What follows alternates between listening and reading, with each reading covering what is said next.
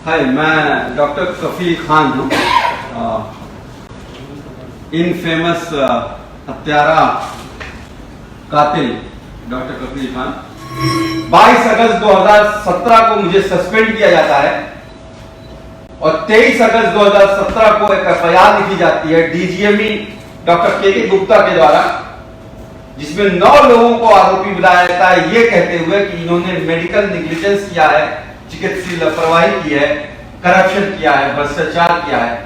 सरकार ये मानती है कि 500 सिलेंडर उन 54 घंटों में लाए गए थे, लेकिन कौन लाया था उसका नाम बताने से डरती है। ऐसे लगा दिया जाता है ये कहते हुए कि मैंने भड़काऊ भाषण सीए एनआरसी के खिलाफ दिया है अलीगढ़ मुस्लिम यूनिवर्सिटी में। हालांकि मेरे पर 308 का मुकदमा आज भी गोरखपुर लोअर कोर्ट में चल रहा है कि मैंने गला दबा दबा के बच्चों को 63 बच्चों को मार दिया है।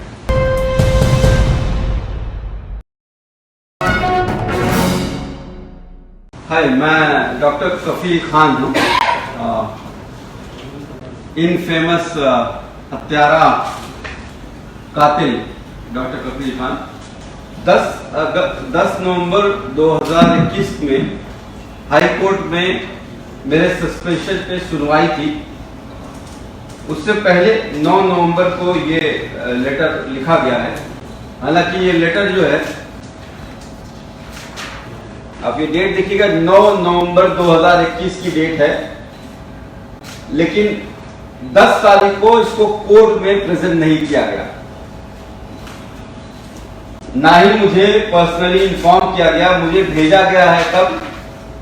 20 नवंबर को।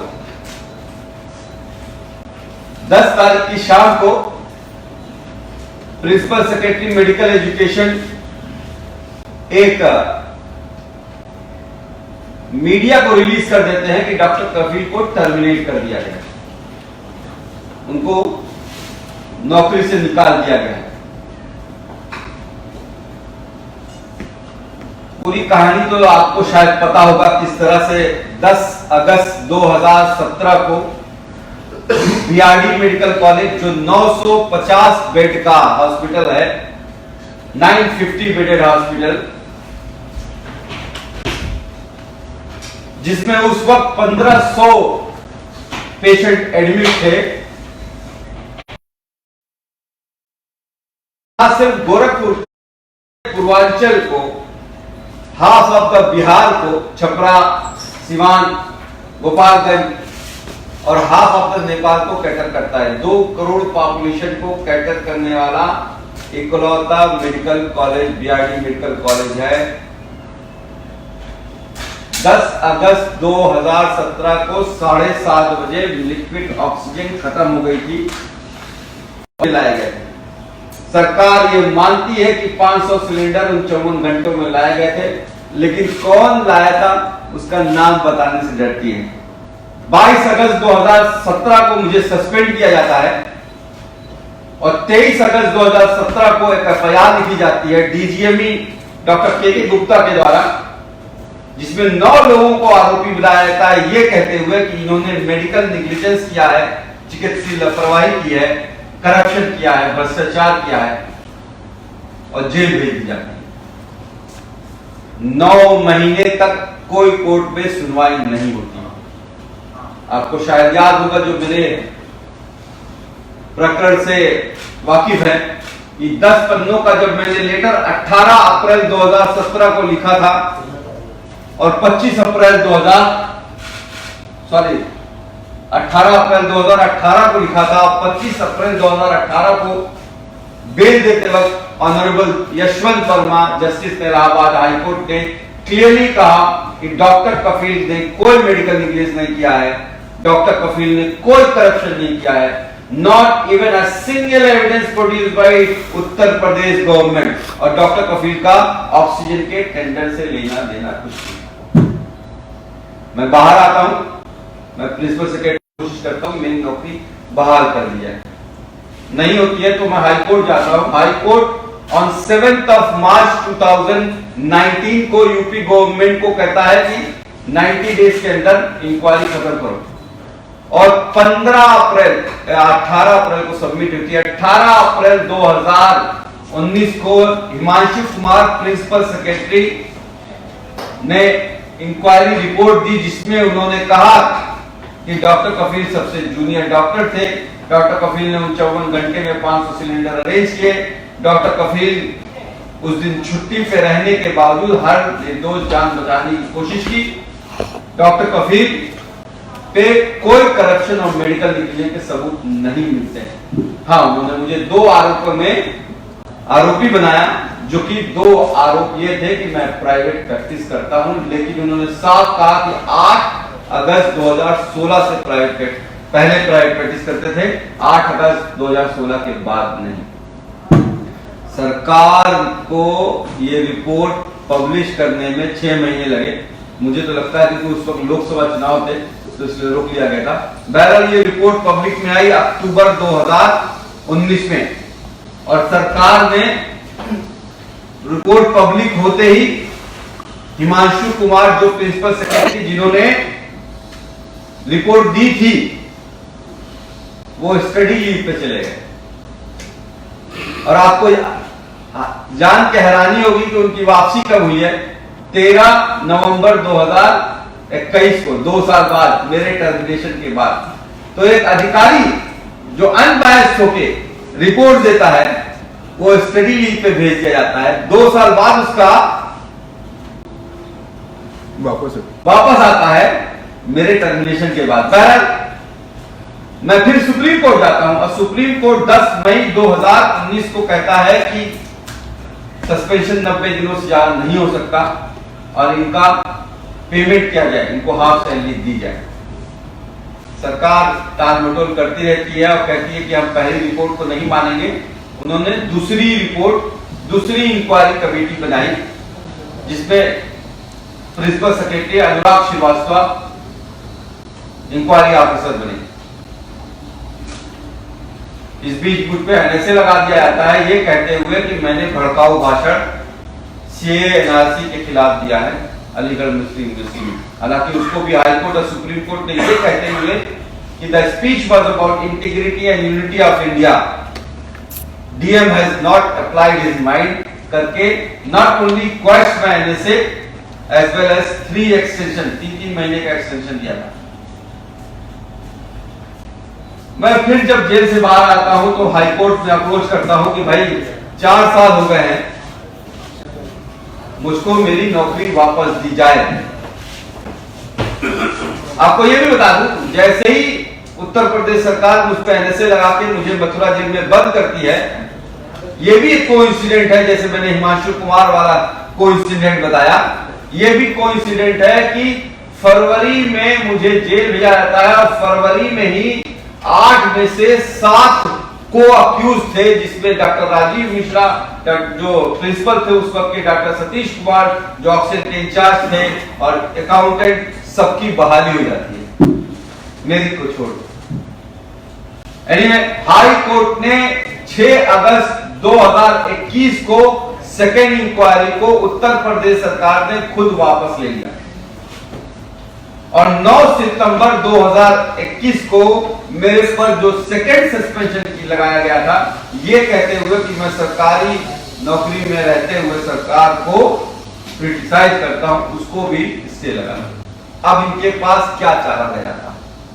तो अब इन्होंने बिना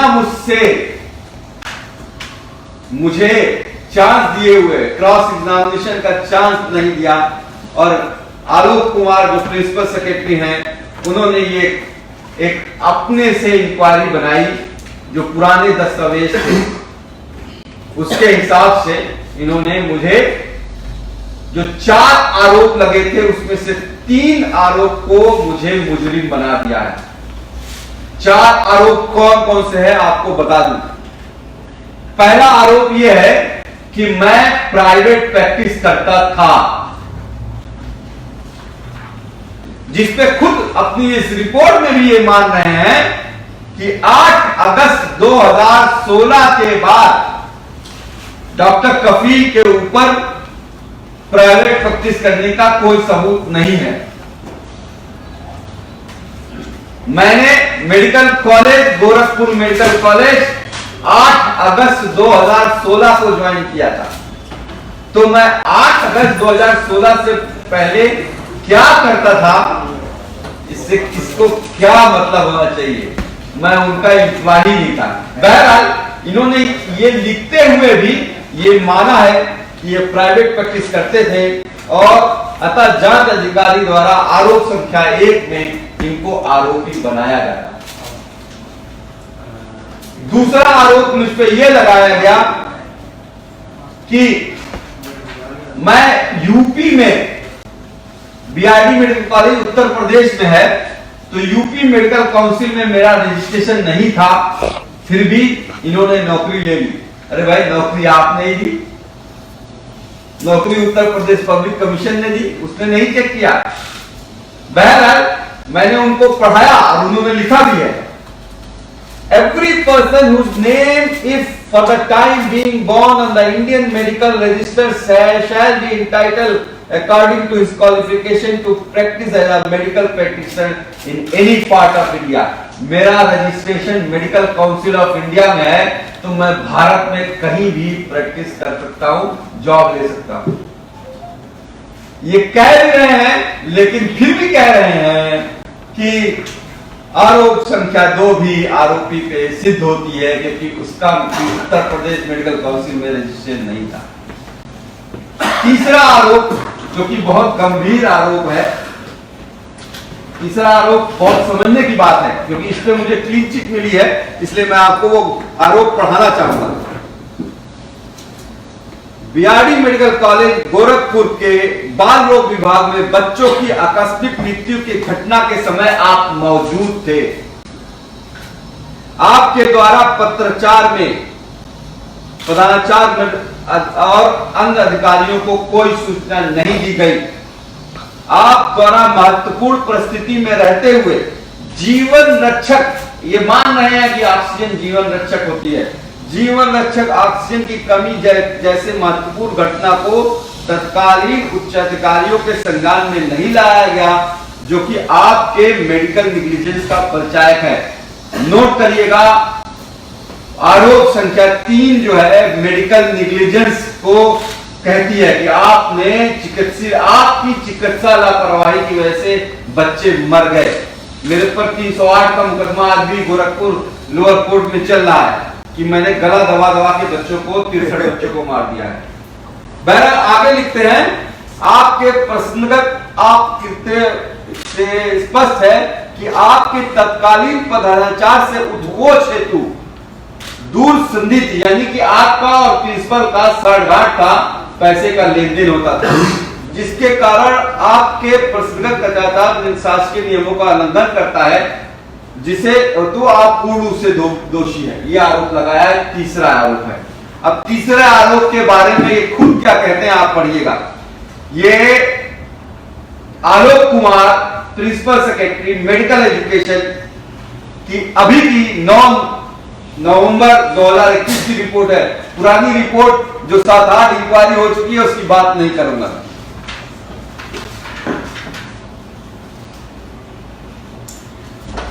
याचिकाकर्ता ने अपने उच्च अधिकारियों को तत्काल रूप से लिक्विड ऑक्सीजन की कमी की सूचना दी।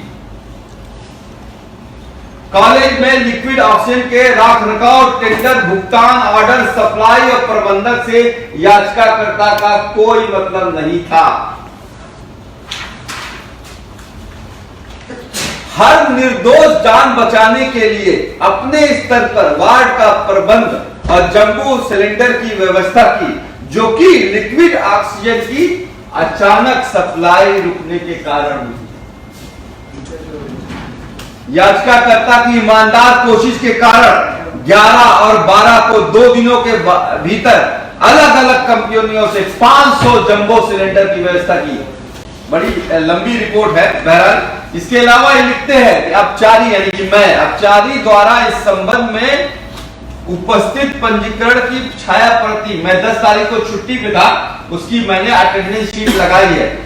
अपचारी अधिकारी द्वारा इस संबंध में उपस्थित पंजीकरण की छाया प्रति उपलब्ध कराई गई है, जिससे यह प्रचलित होता है। That means he was taken casual leave on 10 अगस्त 2021 को।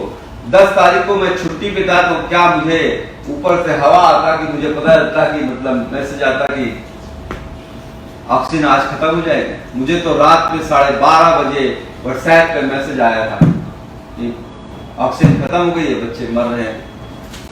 आगे लिखते हैं, अपचारी द्वारा उच्च अधिकारियों को सूचित किए जाने के संबंध में वोडाफोन नंबर इतना इतना द्वारा डॉक्टर महिमा मित्तल, डॉक्टर सतीश कुमार, डॉक्टर राम कुमार जायसवाल को सूचित किए जाने का उल्लेख अभ्यावेदन में दिया गया है। उक्त नंबर पर वार्ता दिए जाने के संबंध में बिल की प्राप्ति भी उपलब्ध कराई गई है। बिल में उक्त नंबर प्रदर्शित हो रहे हैं। इससे यह पता चलता है कि अपचारी यानी कि डॉक्टर कफील दिनांक 11 को रात के 1 बजे से ही कुछ अधिकारियों के संपर्क में थे। फिर कहते हैं कि न्यायालय ने कहा है कि having considered the submission advance, the court notes that there is no material on record which may establish medical negligence against Dr. Kafil Khan. He was also not stated to be a part of the tendering process that resulted of the entity which were charged with the supply of medical liquid oxygen. तो आखिर में ये लिखते हैं भाई, अब ये इन्होंने अच्छे अधिकारी हैं, तो हो सकता हो शायद जो है कुछ लीवे दिया हो। लिखते हैं कि सबसे ये पता चलता है, अतः वर्णित स्थिति में आरोप संख्या 3, मैंने आपको बताया आरोप संख्या 3 कौन सा था, मेडिकल निग्लिजेंस ऑफ करप्शन का। आरोप संख्या 3 के संबंध में अपचारी द्वारा उपलब्ध कराए गए साक्ष्य में बल है, यानी कि मेरी बात में दम है। अतः अनुशासनिक पदाधिकारी द्वारा जांच अधिकारी से स्थापित भिन्न मत अपचारी पर प्रमाणित नहीं होता है। That is I am not what is about corruption and medical negligence. कौन से डेट में है औलख कुमार का? 9 नवंबर। एनीवे, ये भी मान रहे हैं कि शिक्षकों में सबसे कनिष्ठ था, यानी जूनियर मोस्ट कंसल्टेंट था मैं। चौथा आरोप यह है कि मैं 100 वार्ड का प्रभारी था। 100 वार्ड जो एंसेफेलाइटिस वार्ड है उसका मैं प्रभारी था, और उस पर यह कहते हैं कि उनको कुछ लेटर मिले हैं जिसपे मैंने साइन किया हुआ है एज अ 100 वार्ड प्रभारी। मुझे अपॉइंटमेंट लेटर नहीं दिखाते हैं, जिसे मुझे अगर 100 वार्ड का अपॉइंटमेंट किया गया है तो मेरा एक अपॉइंटमेंट लेटर होगा ना, वो नहीं दिखाते हैं। कहते हैं आपने कुछ लेटर में साइन किया हुआ है एज अ 100 वार्ड, इसीलिए आप 100 वार्ड के प्रभारी हैं, इसलिए आरोप संख्या 4 आप में सिद्ध होता है। और फाइनली ये लिखते हैं कि अपचारी अधिकारी के विरुद्ध आरोप संख्या 1, 2, 4 पूर्ण रूप से प्रमाणित किया जाता है। आरोप संख्या 3 जो मेडिकल नेग्लिजेंस और करप्शन का है वो अप्रमाणित पाया जाता है।